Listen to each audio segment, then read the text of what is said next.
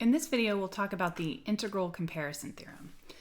So the statement of the theorem says that if we have two functions, f of x and g of x, that are continuous, and that we know that these functions are positive with the relationship f of x greater than or equal to g of x for all x greater than or equal to a, then we can come to certain conclusions. If we find that the integral of the larger function, f of x, from a to infinity converges, then the integral of the smaller function, g of x, from a to infinity must also converge.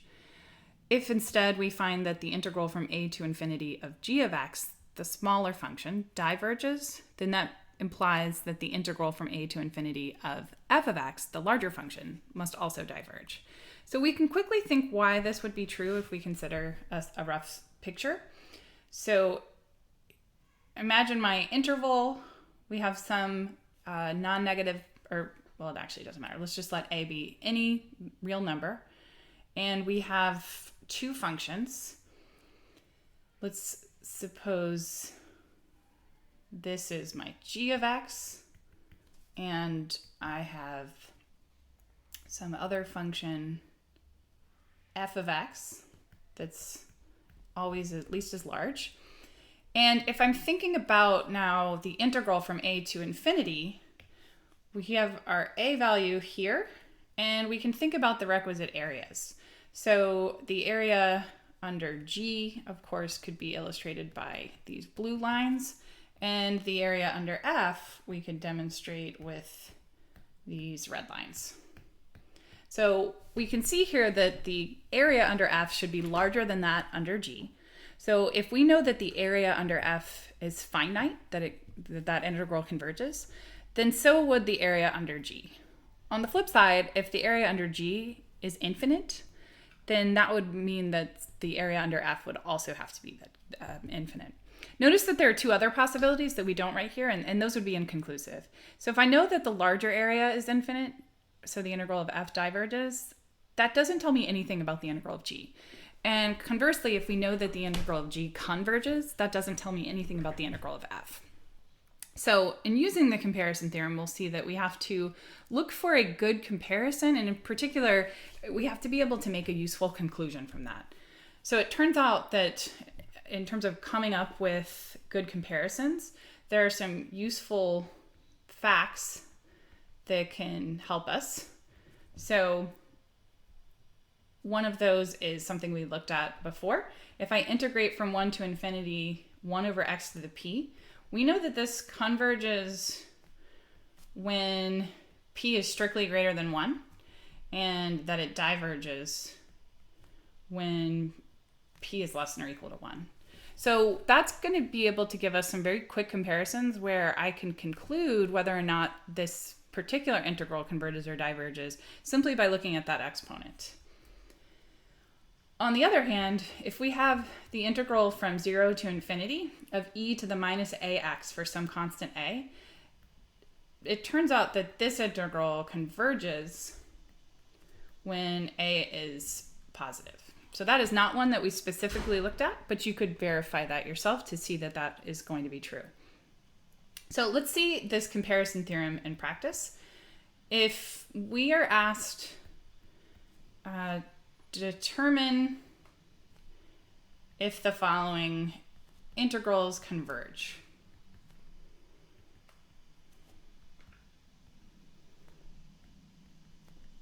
One thing I want to point out, maybe I'll write this first one here. The first integral we'll look at is that from 1 to infinity of 1 over square root of x to the 5th plus 2.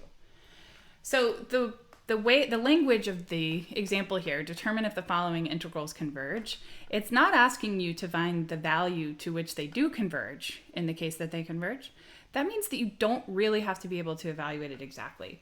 So in particular, this integrand is not something that any of our integration techniques would help us to come up with an antiderivative for.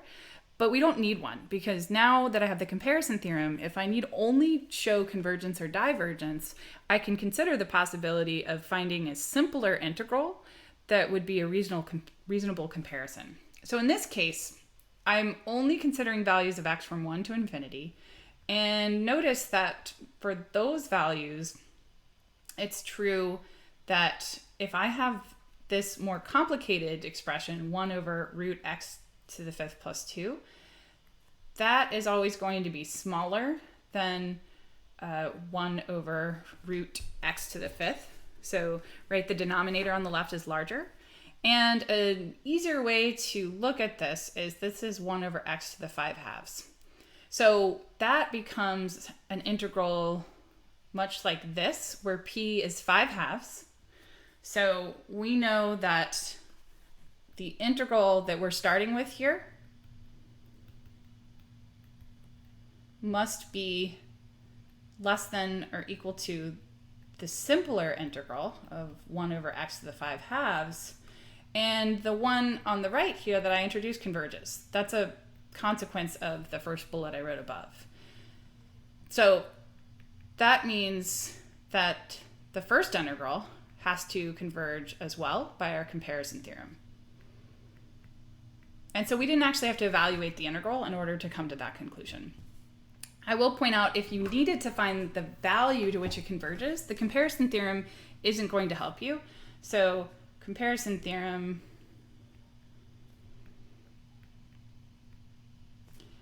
can't tell us the value to which it converges.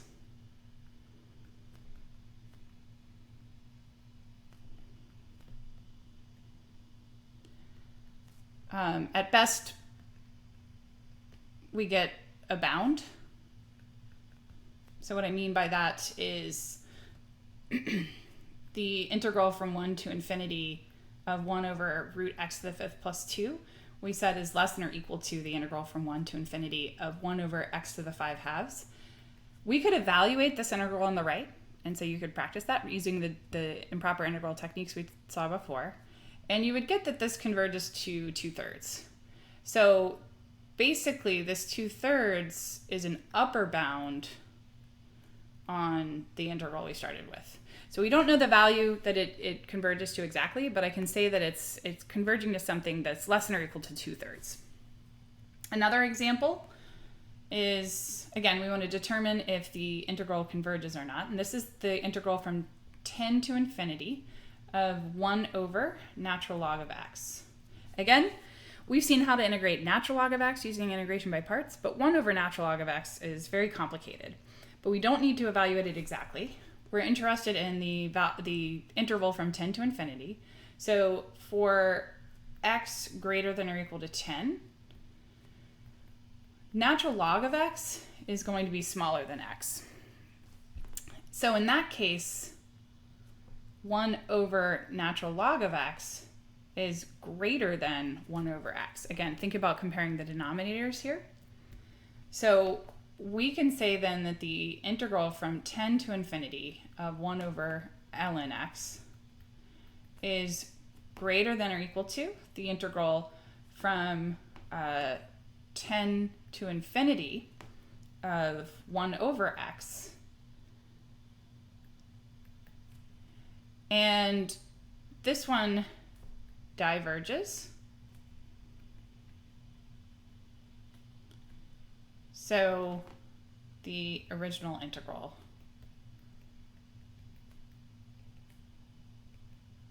diverges. Now, there is something worth mentioning here. So I've said that this integral diverges. We know that that integral from 1 to infinity should diverge based off of our first bullet point. But of course, our interval here is 10 to infinity.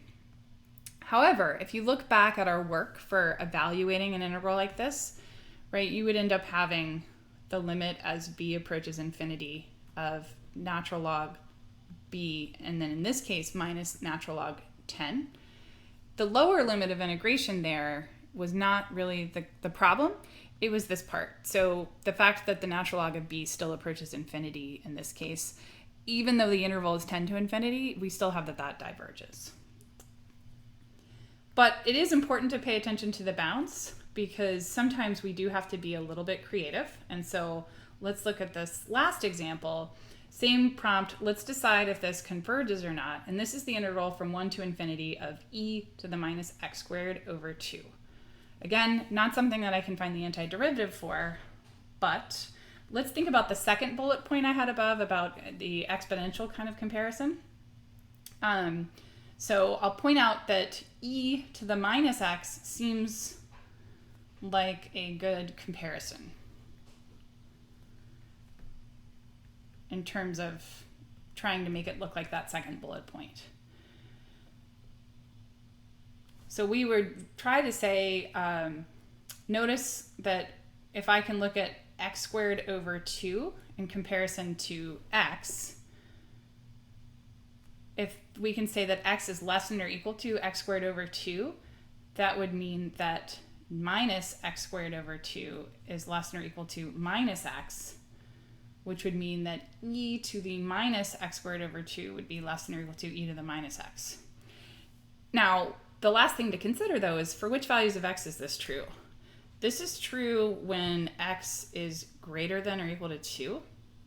So if you come back to this idea here, we would need 2x to be less than or equal to x squared. That's going to be true if x is greater than or equal to 2. But our interval starts at 1. So we can't simply compare this and say that the relationship goes in the right direction. However, what we can do is we can write the original integral, which was that from 1 to infinity. We can express that as a sum of the integral from 1 to 2 plus the integral from 2 to infinity.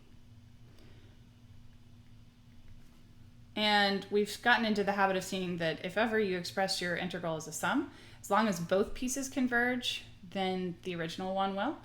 So the integral from 1 to 2, this is the technically problematic interval because our inequality doesn't satisfy that. But I'll point out that this converges because it's not improper. The integrand has no discontinuities.